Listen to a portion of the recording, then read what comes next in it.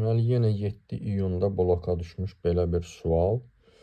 Eyler-Venn diaqramında uyğun bəndləri müəyyən edin. Müstəvi hava kondensatorlarından biri sabit gərginlik mənbəyinə qoşulmuş, digəri isə mənbədən ayrılmışdır.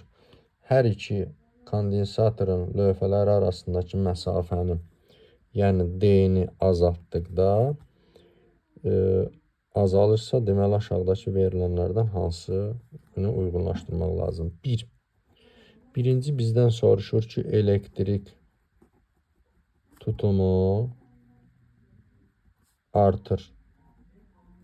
Deməli, elektrik tutumu artır. Təbii ki, kondensatorun yükü S bərabər epsilon 0 S bölünsün D olduğuna görə D azalır, S artır. Təbii ki, bu hər ikisinə aid olur. Deməli, bu 3-ə aiddir.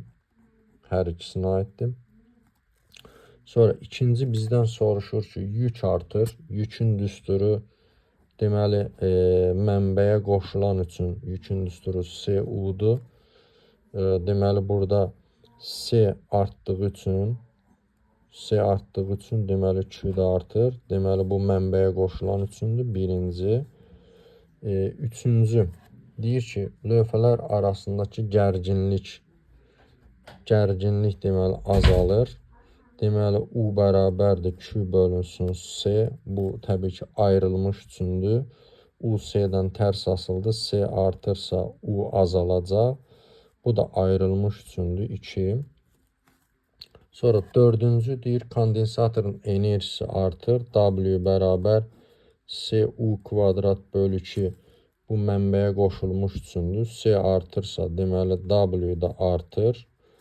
Bu da, deməli, 1-ə uyğundur.